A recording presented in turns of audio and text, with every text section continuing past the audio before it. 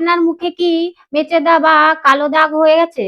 অনেক বছর পুরনো মেচেদা দাগ কিছুতেই ঠিক হচ্ছে না এবং অনেক ক্রিম ব্যবহার করেছেন তাও উপকার পাচ্ছেন না। আমরা আগে জানবো মেচেদা দাগ বা কালো দাগ কেন হয়। ১ নম্বর বলবো বেশি রোদে থাকা, ২ নম্বর বলবো হরমোন পরিবর্তন, ৩ নম্বর বলবো ত্বকের সঠিক যত্ন না নেওয়া, ৪ নম্বর বলবো কেমিক্যাল যুক্ত ক্রিম ব্যবহার করার কারণেও কিন্তু আমাদের এটা হয়ে থাকে। বেশিরভাগ ক্ষেত্রে গালে এবং কপালে এই মেচেদা দাগটা দেখা যায়। এই রেমেডিটা বানানোর জন্য নিতে হবে আমাদের তুলসী পাতা। কিন্তু ১ মুঠো তুলসী পাতা নিয়েছি। আপনারা এইভাবে পেস্ট বানিয়ে নেবেন। এই পাতাতে কিন্তু জল দিতে পারবেন না। আপনারা এইভাবে পেস্ট তৈরি করে নেবেন। তো আর নিতে হবে শঙ্করগুড়ি পাউডার। আপনারা যেকোনো শঙ্কর দোকানে বা শাখার দোকানে কিন্তু এই পাউডারটা পেয়ে যাবেন।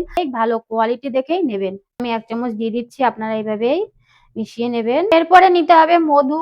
১ চামচ মধু নিয়ে নেবেন। এই রেমেডিটি ব্যবহার করবেন সপ্তাহে ২ থেকে ৩ দিন। এই রেমেডিটি ব্যবহার করার পরে কিন্তু আপনারা ২০ থেকে ৩০ মিনিট পরে কিন্তু জল দিয়ে ভালো করে ধুয়ে ফেলবেন। সানস্ক্রিন ব্যবহার করতে হবে। চ্যানেলটিকে সাবস্ক্রাইব করবেন।